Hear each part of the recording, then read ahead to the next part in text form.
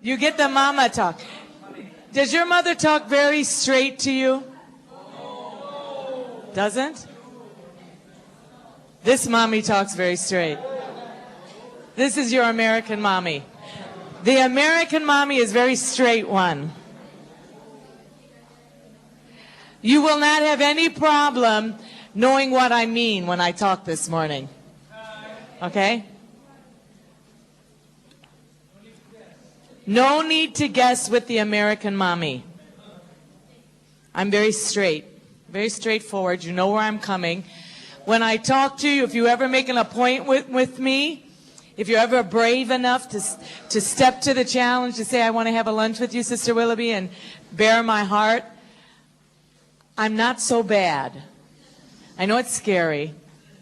You can tell if you're maturing up a little bit and you feel brave enough to do that. You're maturing, okay? But I am very straight. In other words, you will never have to guess what I think. You won't have to think. You know, I don't always do the Asian approach, you know, where you say 15 things, but you really never say the answer. You know, I don't go around in a circle. I will be pretty straight to you because I consider you like my children, and I'm very straight with my children. They never have to guess what I want. Okay? So today's subject is going to be very straightforward, kind of in your face. But there's no need in pretending on this subject. I know that at school it's in your face, but then we want to pretend in church that we shouldn't discuss it. So that one is kind of foolish. Say that's foolish. If we know what's happening at school, then why not we bring it into the church and discuss it so that you know how to deal with what's happening at your school front. That makes sense, doesn't it? So you're going to go to the back of your book, and at the back of your book, the color section is, I don't know what, but we're doing blue. Today we're doing BGR. Hey, you should be excited about it. That's all right. The only honest person in the room. I appreciate that, brother. We have somebody who actually is being honest. Why did I choose this subject today? Well, actually, you know, we had many things on our heart as we came. But as I stopped at the bulletin board, my heart felt the need to discuss this. I saw a stone hanging there. And on our board, I saw a proposal for marriage. Somebody wants to marry somebody. And they're asking through the bulletin board, will you marry me? I will give you your answer right now. No. No need to wait for the female to reply. I answer for her. I take the pressure off of her, all right? Then, if not enough confirmation, I go back out and I see that there's somebody who is forming a bond through a cup. Figure it out yourself. Figure it out yourself. We must discuss BGR. I'm just teasing you, all right? I know it's a joke. I'm just teasing with you. BGR, boy-girl relationship. We have discussed already in our topics, we have done design, these were steps to maturity. Remember we said you got to know design, authority, responsibility, ownership, suffering, freedom, success. Well, we've skipped from design and authority. Those two topics we've covered, although we have not covered all of the topics under authority. And if time allows, I do want to talk about headship, because this will help some of you males. Because some of you males, I think, may have a wrong concept of what headship means. You're the head, and you're the only thing that can do everything. And without you, we can't do anything, or a female can't do anything. I want to set that record straight for you. So sometime we need to discuss that. You are not God. Say, males, I am not God. Thank you for realizing that. And I'm going to help you a little bit with that, okay? Headship doesn't mean that you're God, all right? But we'll go back. That's under authority. So right now, we're dropping down to success. Success was our 7-point of design that we need to understand. And there's several areas of success, but the topic I'm going to talk this morning under success is achieving God's purpose in your life through your courtship. Now that's what courtship, some people use the I think cheap phrase dating. Dating is very cheap. Dating is like tasting all the fruit in the marketplace, taking a bite out of each piece of fruit but never buying it. That's how I kind of view dating. I date you, I taste you, I see if you're okay, I throw you away. Yeah, it didn't suit me. I'll go for another piece of fruit, but I never actually purchased you. That's why I say dating can be very cheap.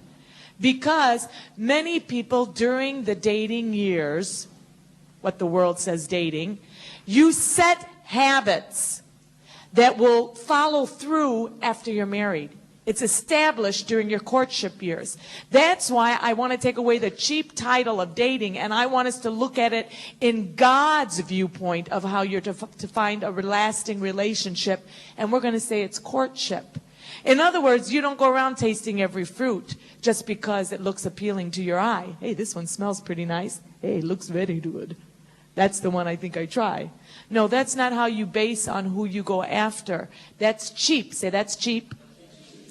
No one pays in dating. You only suffer because after you've been tasted or you feel you've been misused, mishandled, and you're thrown away, you have scars to deal with. You have memories. You have shame. When I was growing up and I was young, dating was quite, just like it is now, the norm. And in the church, it was the norm where I grew up, and still is the norm in a lot of churches in America. As a result of it being the norm and not kind of like we have asked of you, and we have made it more higher level courtship. We've raised the level because now we're no longer in a Mosaic law. We're trying to have our attitudes and our hearts match our actions.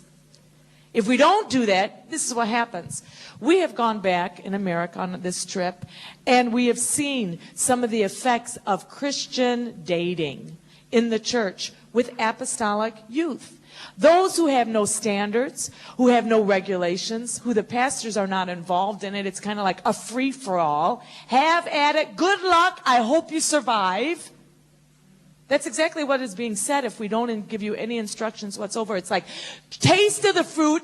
Don't eat too much of it or you'll get sick. Good luck. I hope you do all right. Okay? Good luck, son.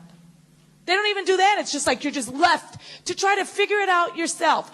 How do I find my life partner? Russian roulette, spin the wheel. Bring, bring, bring. You know, it's like shooting the gun off and hoping that there's a blank there. And as a result, we are finding apostolic young people that are tasting and partaking in things they should have never done. Do I get too specific? Is that too much for your age level? So they're saying, all right, I'll be careful. I will not fornicate. I will not commit the actual act. But I will do everything except that, because the Bible says don't fornicate. So in their dating, because there are no standards, there's no guidelines, there's no instruction, there's no cautions by the ministry. It's just like you should know better. You got the Holy Ghost. The Holy Ghost will lead you. Well, I'm sorry, when your flesh gets involved, the flesh rises and the spirit lowers. That's reality. And when you get involved with someone in the opposite sex, your flesh will start to rise. Unless you're dead. Pinch yourself. Pinch your neighbor. Are they alive? Are they alive? That means if you're alive, your flesh will rise up once you start to court. How do I know that? Because when Pastor and I were courting, we had to set guidelines because we found when we started that our flesh started to rise up. Now, I know that's hard for you to imagine that we could be romantic, and you don't even need to imagine it. My kids are very grossed out. They'll go, ooh, gross, I don't want to think about that. Just like you kids with your parents. But even your pastor and your pastor's wife, when they were young and they started courting, and we were actually courting for marriage, we found that we were losing self-control and we had to set limits. Once we set limits, then our conscience would start clicking in some. So this is what this is all about, setting our limitations. But in the churches in the States, I found there are no limits. In fact, I'm appalled, actually, because when I go back, they start having Valentine's banquets, and children 12 years old are trying to find a date to the Valentine's party. I'm shocked. What 12-year-old needs to be finding a date to anything? They can't even figure out that they need to take a bath. They don't bathe and change their underwear properly sometimes.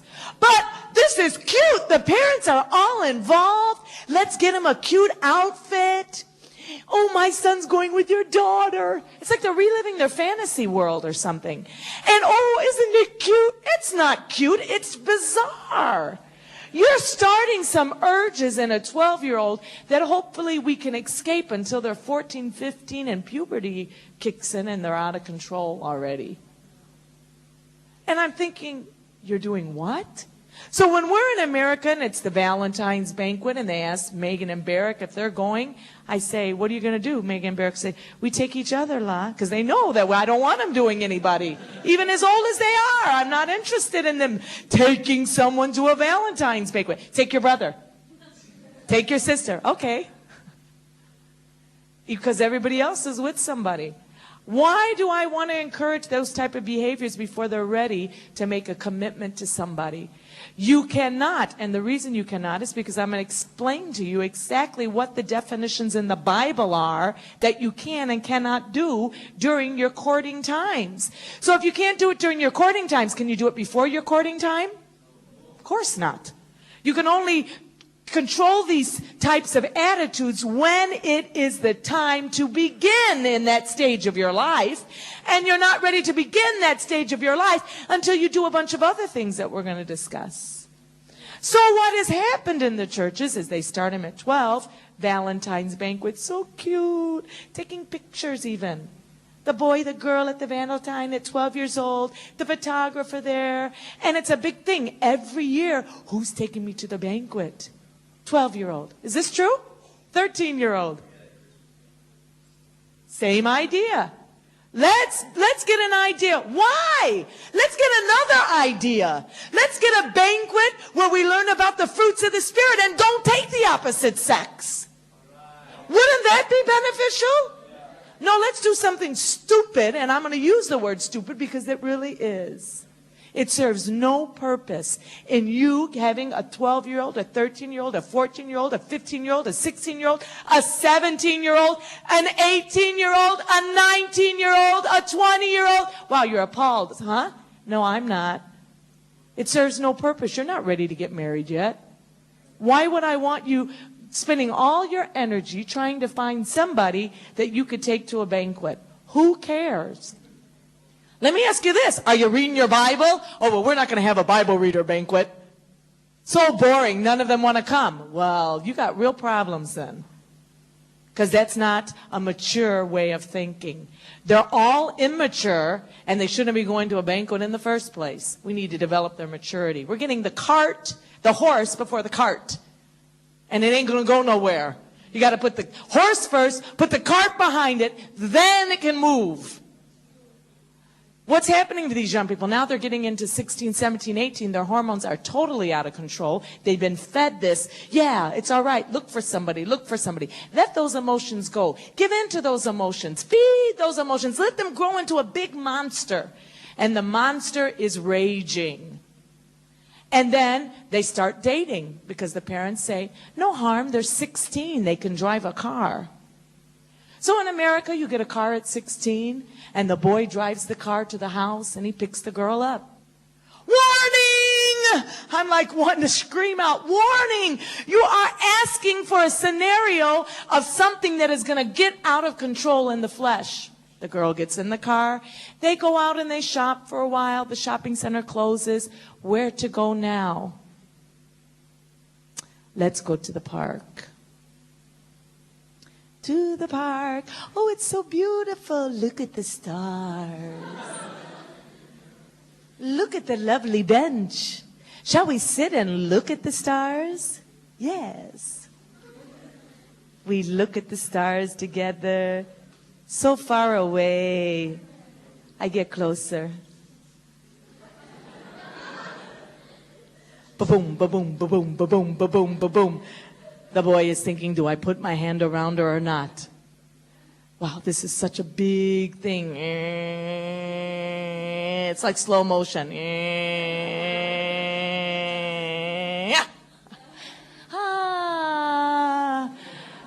Like it's everyday occurrence. You do it all the time, no problem. And before you know, if nobody's around, the urges and the flesh rise. Say, this is natural. This is guaranteed. I promise you 100%. You get in a secluded area with somebody you're not supposed to be with, and your hormones will kick in, because that's the way God made you. Say, God made me this way. It's supposed to happen like that. That's why you don't ever go there, because that's what's going to happen when you go there. And what's happening with the young people in America is they are getting so far into all the way up before the final act of the union of two people in the act of marriage itself. It's kind of like what President Clinton did. What's happened with President Clinton has now shifted down into our apostolic churches. Not all of them, but some of them. Where President Clinton with the woman said, oh, I didn't have sex with her. I just had what? Oral sex. That's not sex, what? It is. God never said you could do that. That's stirring up a desire you cannot satisfy until you are married.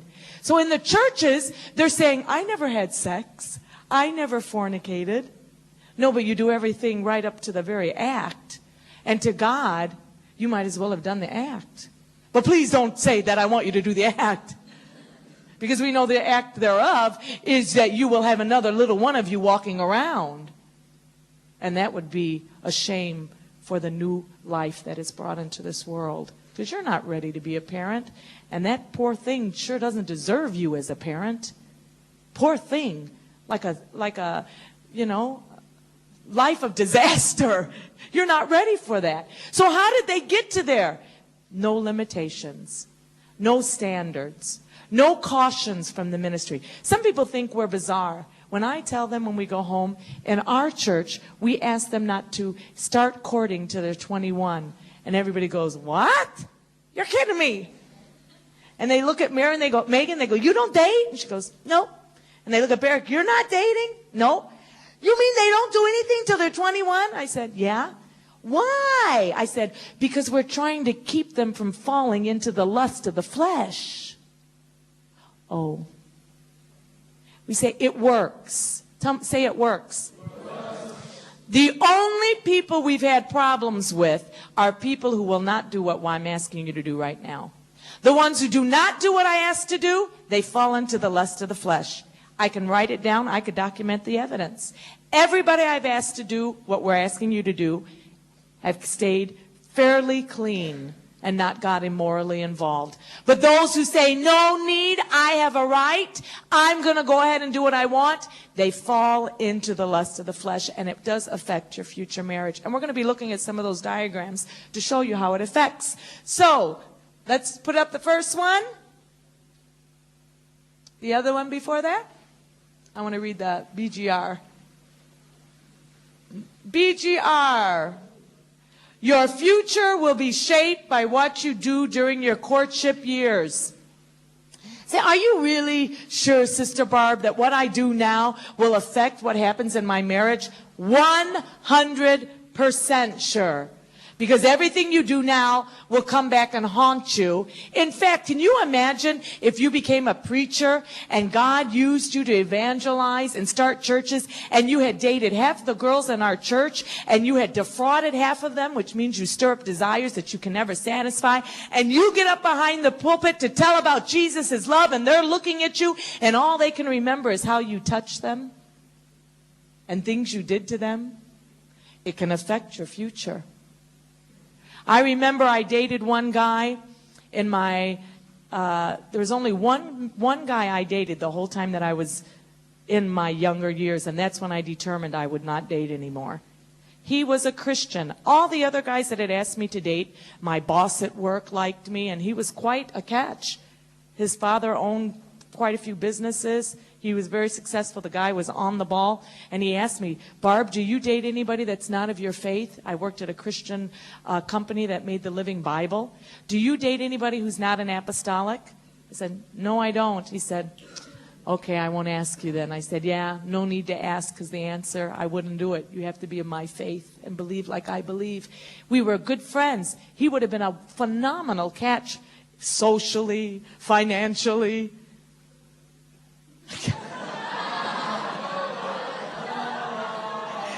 Instead, I married the man who had no money, but it blessed me spiritually. Okay? And so I could have dated him. There was a guy when I was doing my A-levels at school, very, very handsome. Was my brother's close friend. So he was like one of the older guys in the school, quite the hunk, quite, not bad. And he got close friends with my brothers, and he wanted to ask me out. He goes, would your sister go out with me? And I was apostolic from the head to the foot, man. And he still wanted to date me. He thought I was a clean-cut girl. Maybe it was a challenge to him, is what I think. He wanted, if he could get me to do everything he wanted, it was a challenge to his manhood, all right? So he asked my brother, would your sister date me? And he goes, I doubt it. You can call her and ask. And so he says to me, would you go out with me? And I said, I don't date people that are not of my faith. And he said, oh, come on, blah, blah, blah. I said, the only thing I can do is you could come to church if you wanted. To church? I said, yeah, you could come to church. Take note of this point. I did not bring him to church. That's not how he came to church. Oh, I have to go fetch him. I have to walk him in. I have to be near him. I have to stand with them. I have to sit with them. I have to this. Baloney. That falls under missionary dating, just for your information. That's all it boils down to, because as time goes on, you will have your emotions attached. I've been around long enough. I can see all the telltale signs. So when he said to me, can we go? I said, sure. You want to meet me? You can come and meet me at my church. I have to meet you at your church. I said, if you're interested in me, you come to church. Can I pick you up and take you? I said, oh, no, that's not. You just need to come. You find out what their heart is. Where's your church at? I gave him the directions.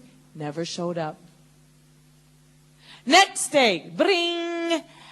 Can I pick you up? I want to go to church with you. No, just come. You have a car. Just meet me there. I'll be there, make you feel comfortable. Never show up, never call again. Was I supposed to win him to the Lord? I invited him to church. If he really wants to know about God, his heart will show. And if he really wants to meet me there, he can come. I am not his missionary. I'm not going to get my heart entwined with him. Understand what I'm saying? Your habits, the habits you do during your courting years will follow through into your marriage years. If you are into pornography and all of your fantasies are in pornography, boys, you will carry pornography into your marriage. And then when you marry a wife, you will think that she can do all those things that you saw in the pornography. That is not reality. That's Hollywood sin. It is not real. And if you keep looking at that, it's going to make you not satisfied when it comes time to get married. You're going to think, wow, you're not like that woman, or you're not like this. Why don't you do like that? If you love me, you would be like that. No, the problem is you are full of lust. It's not her problem, it's your problem. You should have never went to that area, and you need to repent over it. So where do we start? Where do we start in our courtship? Before you can court, you must know levels of friendship. So that's where we're beginning this morning. You cannot even think about courting somebody if you don't know levels of friendship. What are our levels? We start with, yes, Brother Willoughby said, gentlemen, what was it? Start your engines. This is where you start your engines, and this is where you turn off your engines if you're not ready. All right? Number one, the first level of any type of friendship is an acquaintance. During your acquaintance level, I want you to write in that box, you will find out if it's a wholesome friendship or if it's an unwholesome friendship. Because during the acquaintance time, with the questions that you are going to be asking, which I will give you some questions to ask, you will determine, is this the type of person I need to be hanging around with all the time? In the acquaintance box itself, you could put there yourself, is it wholesome? After you meet the person, and you ask it's an occasional contact, and you ask some general questions which are public information. When you meet an acquaintance, you don't say, what's your bank account number? If you are having problems with friends, it could be you're asking the wrong questions at the wrong levels. People will run from you and, wow, what a weirdo. What a nut. You want to have friends? Be friendly. You want to know how to become friendly? Let's talk about some questions you could ask with an acquaintance that doesn't make you look like a freak and awkward in society. So under acquaintance, when we're asking these, you're going to find out, is this wholesome? Is this an unwholesome contact? One that I must stay my distance from. One that I must not try to get any closer to, all right? But have a group with me or have support with me. Because if I don't have support, I might be drawn to where they're at instead of them drawing me to where I am. If they are unwholesome, get a group involved with that character. Do not do it by yourself because you will fall. You will be the weak one, not them. So, what are some general questions? Let's go to responsibilities, and then we'll do. You ask yourself, is this a divine encounter, this person? Sorry? Divine. D-I. Is this a divine encounter? Did God make this happen, or did it just happen because you were running late to school and you ran into him and it had nothing to do with God? So we must develop general questions to determine some of these things and see why adult means you should have questions in your mind already. How do you converse with an acquaintance that's a child? How do you converse in the acquaintance level with a youth? And with an adult. What are some questions we can ask, okay? How many brothers and sisters do you have? What school do you attend? What courses are you majoring in? What's your favorite subject? What sports do you enjoy? What are some of the hobbies you like? Those are general, non-threatening questions. Not, how much do you weigh? Do you fight with your mother all the time? I hate mine. Weirdo. Too much information, too scary. Do you ever surf the internet for porn? I got a real problem with that. Okay, these are questions that are very frightening. You never throw that at an acquaintance. But when you meet this acquaintance and they say, what's your favorite, what do you like to do? I like to go pubbing. Oh, okay, you're that type of character. I better have somebody with me when I'm socializing with this individual. I need to include people in my group for support so I don't fall into their sin, but they get influenced by me. I need a lot of support here. You understand what I'm saying? Level 1. Level 2, once you determine that, you become a casual friend with them. Once you determine, are they wholesome or unwholesome? If they're wholesome, you might be able to continue on with yourself. If they're not wholesome, then you need to get help. Casual friend. What are their interests? What activities do they like? You ask specific information under this. And then you identify positive character qualities by asking specific questions. Let's see some of the questions. Which number of child are you in the family? Then you may talk about the characteristics of a number 2 child. Do you find that you're that way? Are those the attitudes you have? Do you struggle with those things? How have you dealt with it? Have you lived in quite a few different places? What countries have you lived in? Only Singapore. Oh, I've lived overseas. Where would you like to go? Stuff like that. Do you know much about your family heritage? Where did your parents come from? Are your parents still together? Find out some things about them. That will reveal maybe some of the struggles and not the surface causes that they're actually at. So you're getting a little bit more specific. Does your whole family go to church? Are you the only one who's a Christian in your family? Where do they go? What are their beliefs? What are they Buddhists? Are they this? Are they that? How do you deal with that? Do you believe what they believe? These are all things that you could ask under casual friendships. What kind of things do you like to do? Okay, so you can be specific on this level. Level 3, close friendships. Let me say this. Close friendships usually are difficult and almost impossible between opposite sex. Because when you get that close, you really start developing feelings. So once you get to level 2, and you start getting that close to know that much about them, do not be with the opposite sex by yourself. So put that by level 2. Level 2 is where you end close contact with the opposite sex. By yourself, You could take a group of people with you, but don't let it all be boys if it's one girl. The boys are just egging you on. In other words, they're just cheering you on. Oh, go for it. She's great, man. Go for it, man. Yeah, win her to God. Go for it.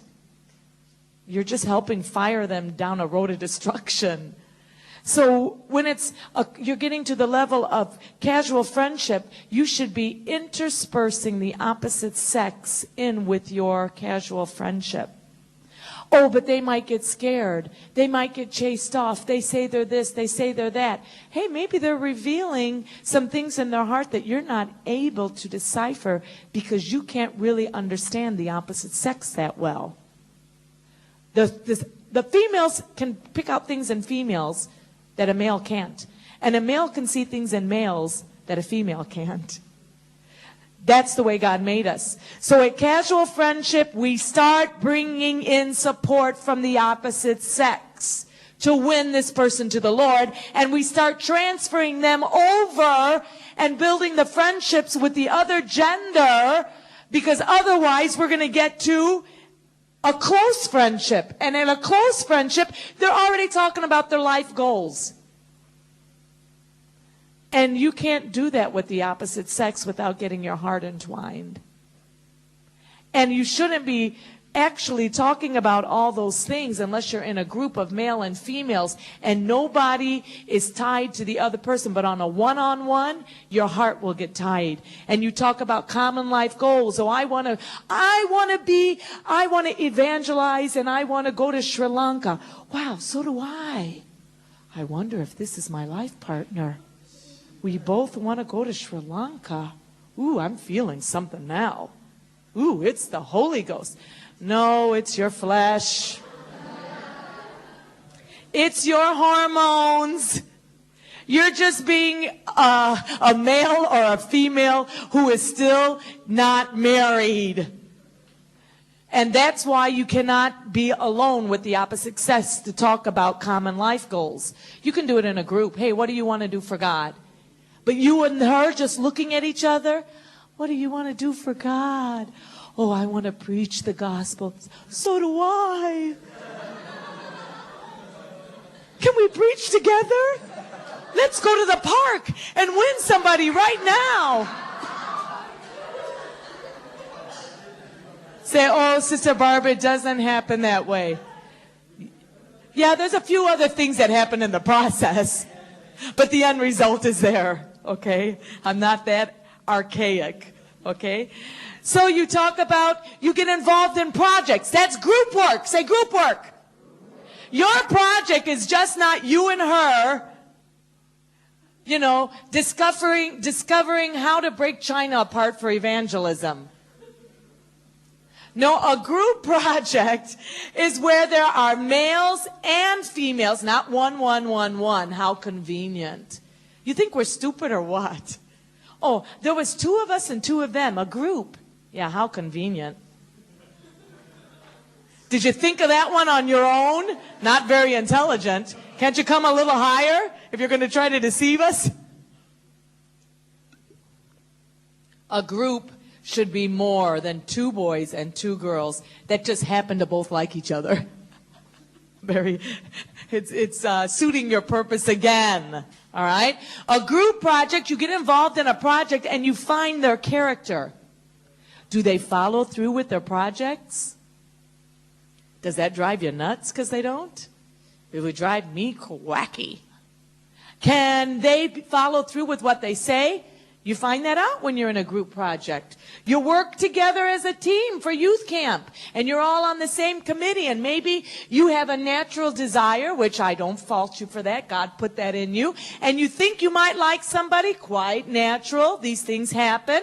That doesn't mean you're a sinner. Tell your friend you're not a sinner. God made you to have these desires. If God didn't want you to notice the opposite sex, He would make you blind.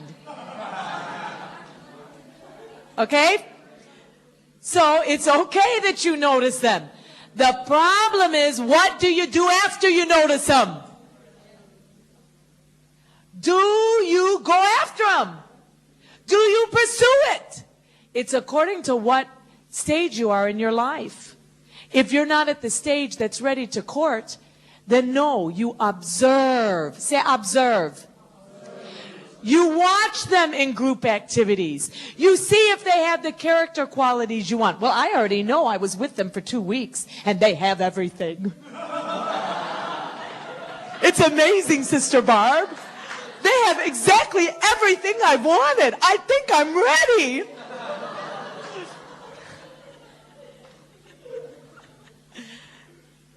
No, you're not ready.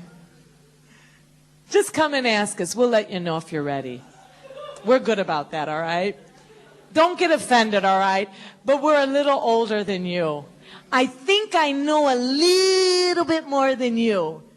And I think I know how close you are to stepping across a line that could cause damnation to your soul.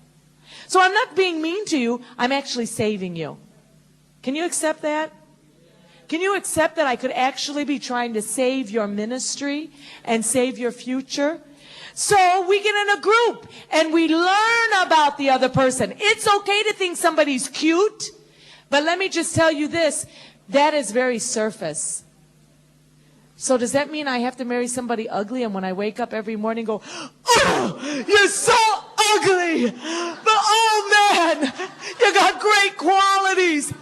Put the pillowcase over your head quick.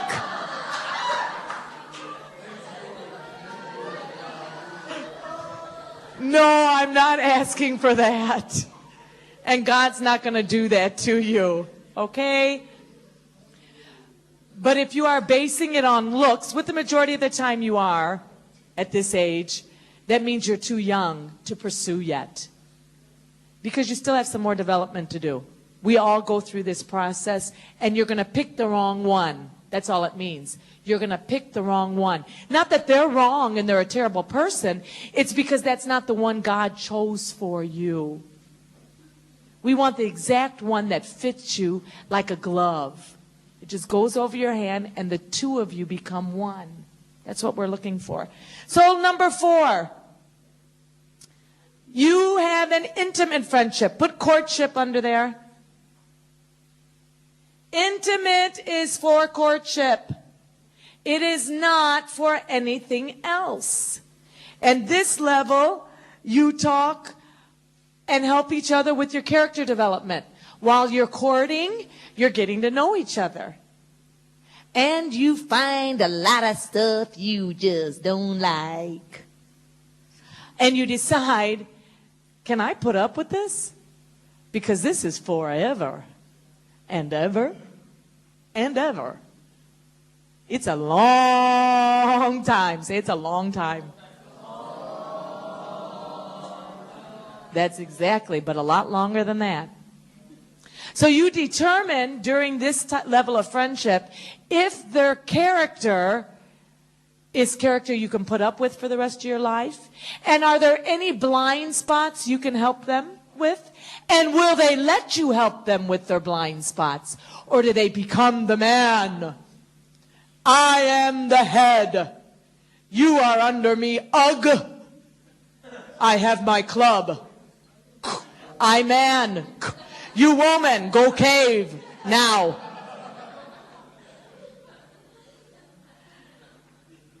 And they are your head forever. Can you live with that head, girl? That's why you must find out during your courting, do they have what you need to correct your blind spots? Do you have what they need to correct their blind spots? And can you actually work with each other without killing each other? That's what we find out in dating. Will you survive the Cold War? And can you let the Cold War end in a reasonable amount of time? Because sure enough, that will happen during your courting years, that you will have problems. And you correct the blind spots. You give honest descriptions to each other. You are honest. Say we're honest. You don't pretend like, never mind, after I marry him, I'll change them. Because he's so cute. I overlook all this. Then when I get married to him, I make him do what I want. If he don't do what I want, I don't give him sex. I make him do what I want. Hey, there are some women that do that. You don't do what I like, I punish you. The other room. So you have to be honest. Say, be honest. Be honest with each other.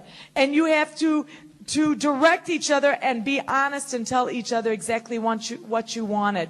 You might ask questions in this level. Hey, how did your parents choose your name? What is your character? You're looking for their character. What are some of the goals in your life? That's what you discuss at this level, not at the other levels. What do you want to go? Which direction do you want to go? Is our marriage going to help us both go in the same direction? Are you going this way and I'm going that way? Your account's here and my account's there, and we don't know what each other's doing, and you do your own thing and I'll do my own thing. Then stay single. Well, you need to get married for that. You do your thing, he does his thing. Don't need to get married. Why? How did you happen to get interested in what the career you want to go into? If you could have something right now, what would it be? What is what you desire more than anything right now? When I was in Bible school, there was guys that were interested in me. And I was such close with friends with a lot of guys. I wasn't with girls.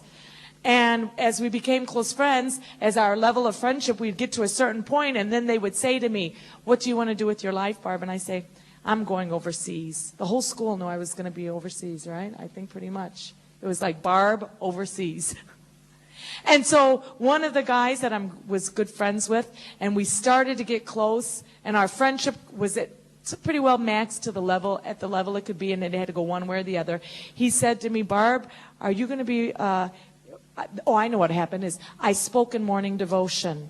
And after I spoke in morning devotion, the power of God came, and there was a lot of conviction, and God moved, and they closed up the classes that were following, and everybody prayed, and God just moved.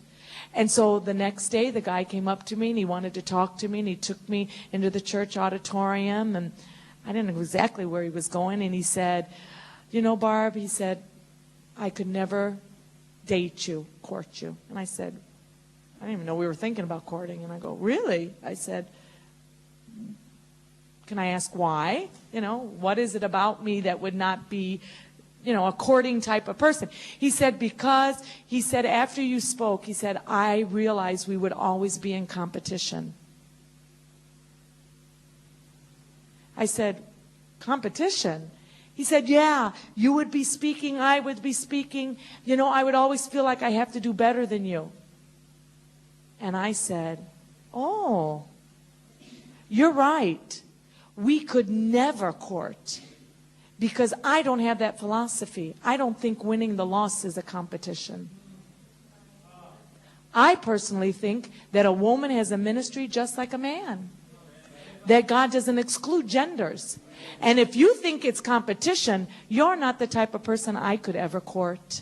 You're right. Let's just stay friends. So you find these things out when you start being honest with each other about where you're going in your life. So let's find out, what are the requirements for a good marriage? God's order, your basic objective, and relationships. And this I didn't put in there, so you'll have to write it on a back of your flip-flop, your paper if you want it. These are the requirements for a total marriage. God's order. God's first order is that you must be one in spirit. So the first priority with God is spirit. You must be spiritual. That's why TJ tells you not to date till you're 21. Because up to 21, we want you building your spiritual man. We do not want you getting involved in the flesh.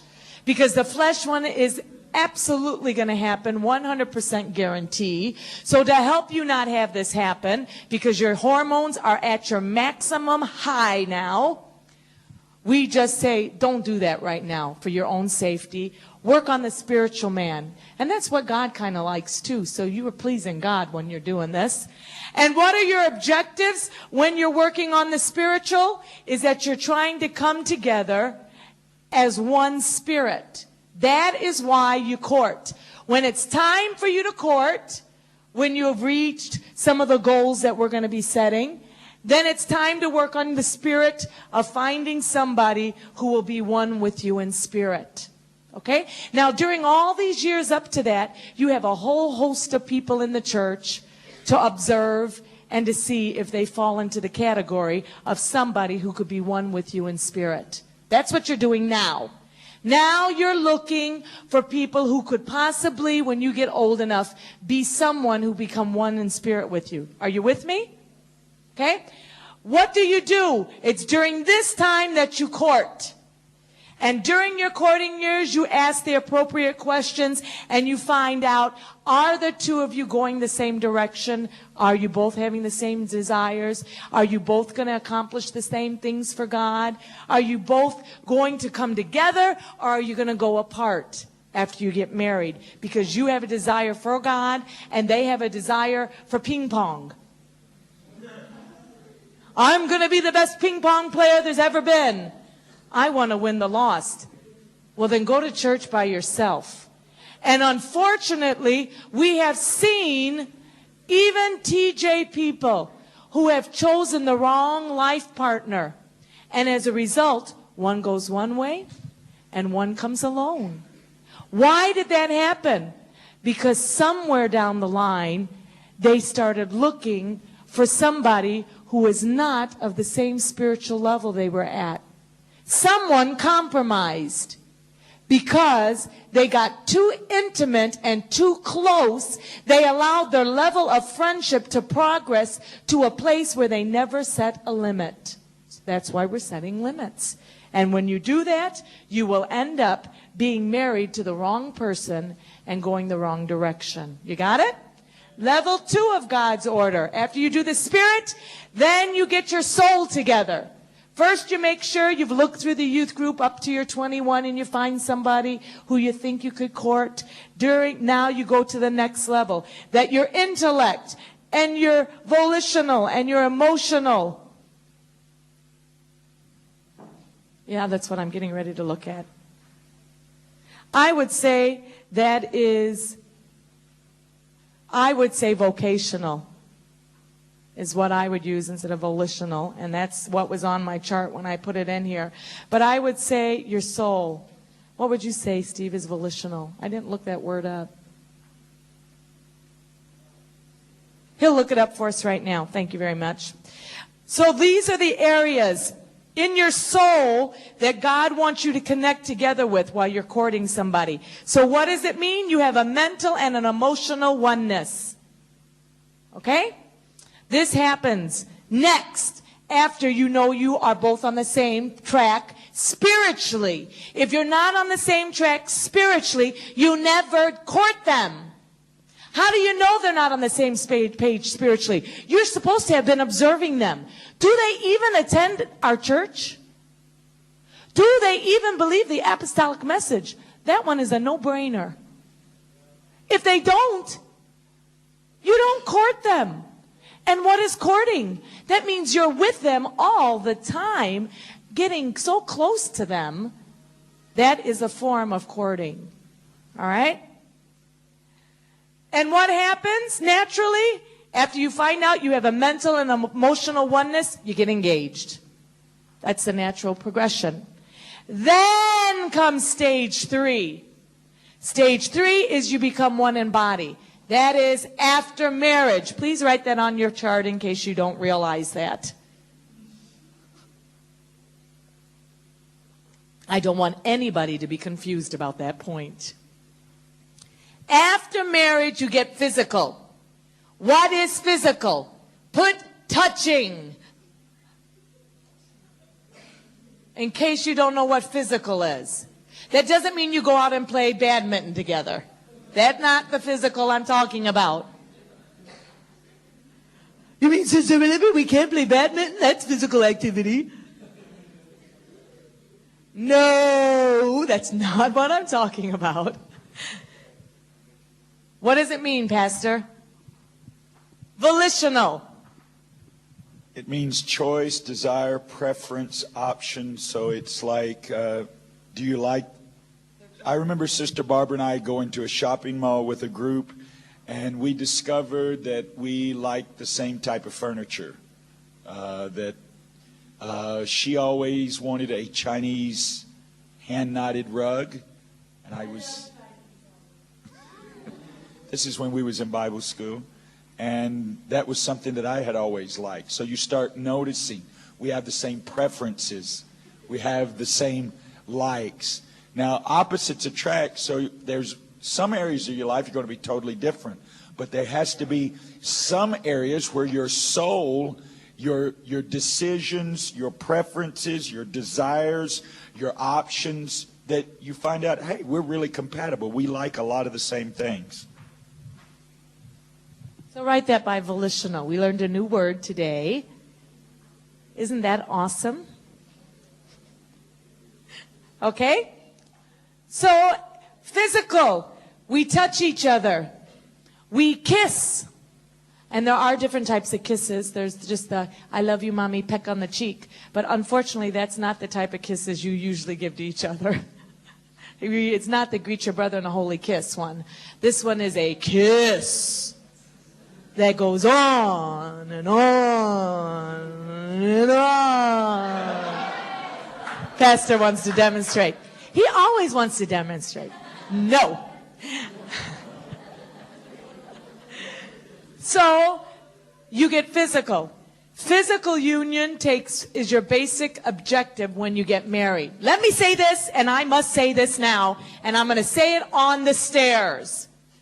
When you get married, you must consummate the marriage. Now, this might sound bizarre to you, but we are actually having to counsel in areas like this too. If you get married, you must have sex. Now, you may think that's bizarre, but you cannot believe what happens in this world nowadays. Do not marry somebody and then say, I'm too tired. And you'll say, oh, that's only a girl that says that. No, in Singapore, it's boys too. I'm too stressed.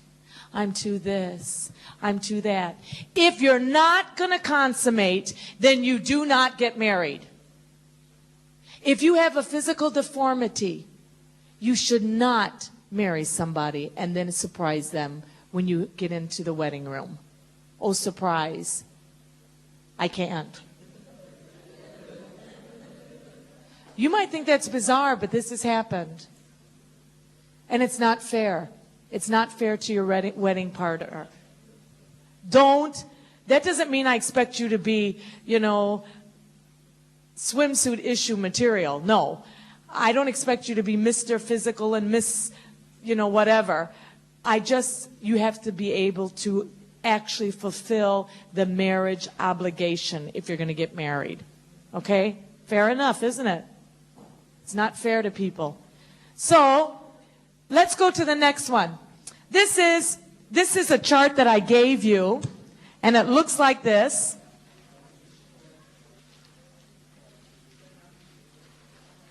And it's called Marriage and Dating. Wow, Brandon, you are very good. Let's give Brandon's awesome.